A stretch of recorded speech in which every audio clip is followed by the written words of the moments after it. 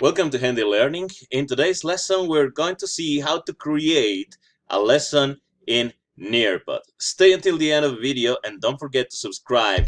Give a like to this video if you like the content and leave a comment in the scripture below.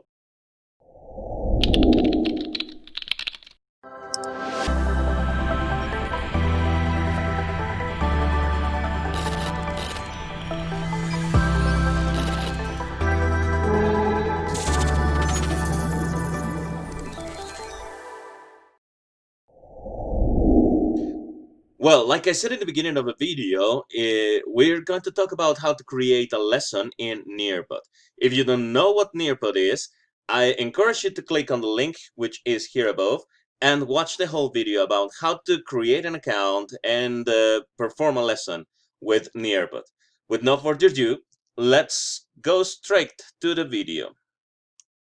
Okay, first thing you gotta do is to go to nearpod.com and log into your account. Then the next part is clicking on the word that says create. It is actually really easy to create a lesson in Nearpod. You have different options. Okay, one of the first option, when you click on create, you can add a slide. You can also upload files. You can also bring your content straight from Google Slides. You have all of these options to create. You can bring a video. You can add one slide from the pre-made slides that Nearpod offers. As you can see, you have here a bunch of tiles, right? But this is not what I want to show you this time. I'm going to delete this one. I want to show you the easiest way, all right? The easiest way is to bring here, upload files. It says drag and drop, upload files. I have already prepared my file. It has to be a PowerPoint presentation because Nearpod is going to separate slide by slide and is going to make it ready for teaching it. So I'm going to bring this lesson, which is approach, method, and procedures, a lesson on the second module for the preparation for the Ceneval exam. As you can see, the file is processing. In the meantime, I want to tell you about that. So the lesson that I'm uploading belongs to the course of preparation for the Ceneval exam, which if you haven't watched that video, if you don't know what it is, I also encourage you to watch the link over there, which is above, and click on that to know more about the Ceneval exam, which is made to give you the Licenciatura en Enseñanza del Inglés. So if you're an experienced English teacher, and you do not have your bachelor's degree, it'll be a great opportunity to get it through the Ceneval and the course that I offer you for preparing to that exam, which happens to be also a certification accredited by CEP Conocer and Secretaría del Trabajo. But anyway, let's continue with our lesson here. If you can see, I uploaded my file and all the slides are already in order here and ready to be used. Just like this, I could leave it like that, click save and exit. But I want to make it a little bit more interactive. So after some of the slides that I have, which I know what the content is, I am going to include activities. So all I gotta do is to click on add a slide, then click on activities, and I have a bunch of different types of activities that I can include here. This one, Time to Climb, will be a pro version, Nearpod Pro version, so you have to pay for that one, but the rest of them are free-made. So you can click on an open-ended question, matching pairs, create a whole quiz, bring your Flipgrid, integrate your Flipgrid account into Nearpod, which in another video I will explain what Flipgrid is.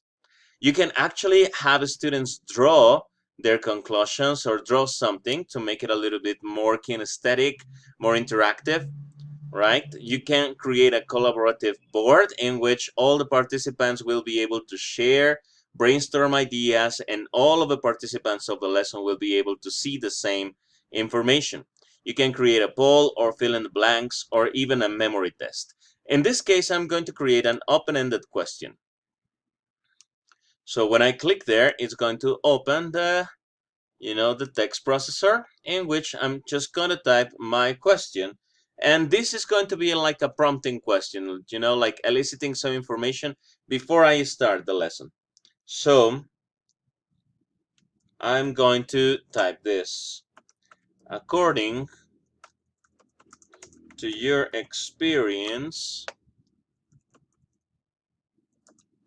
what could you say,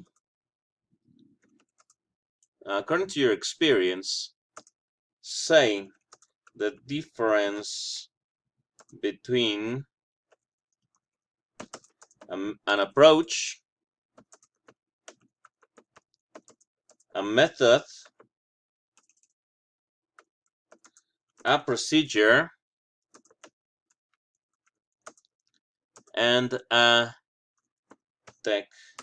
technique.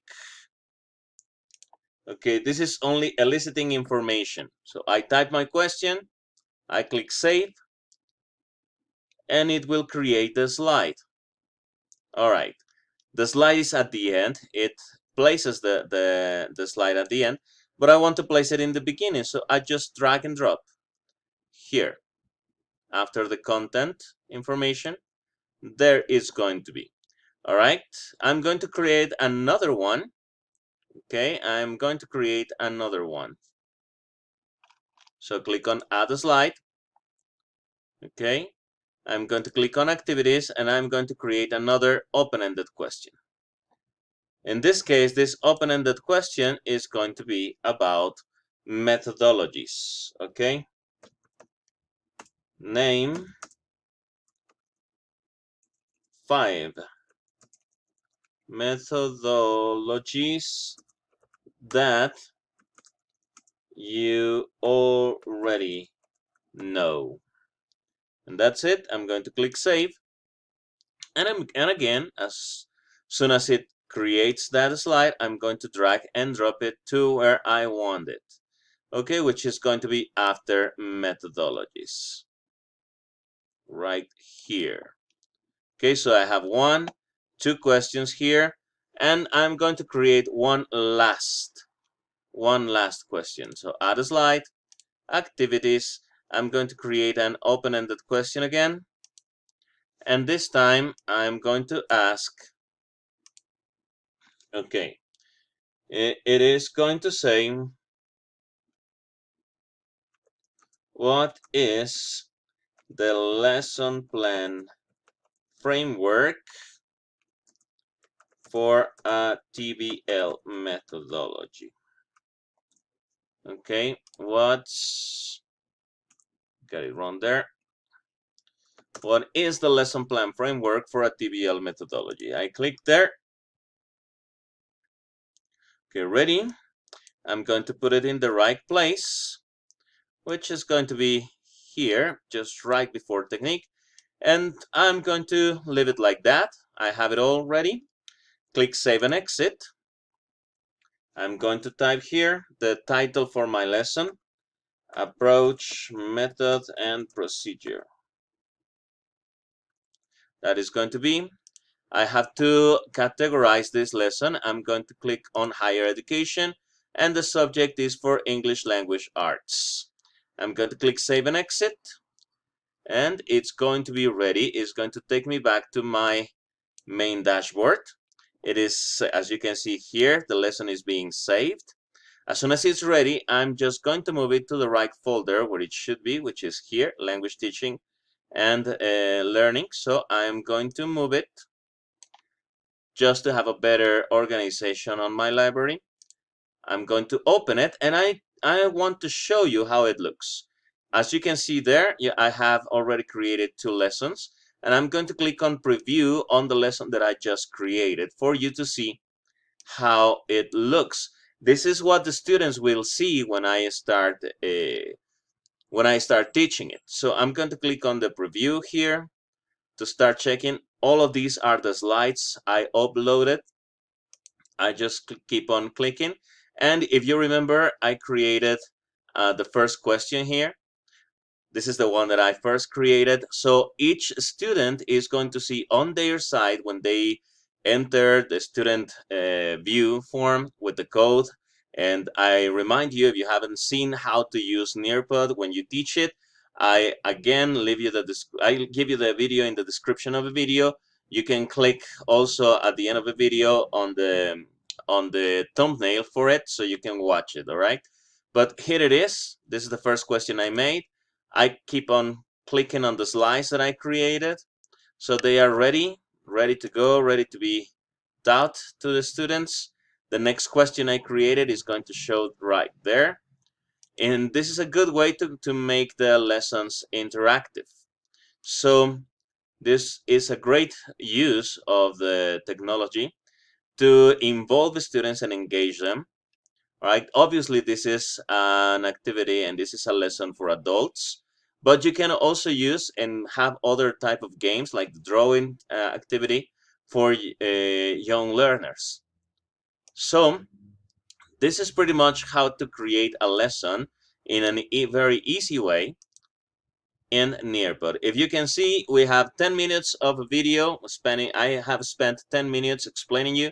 This is what you should take creating a lesson.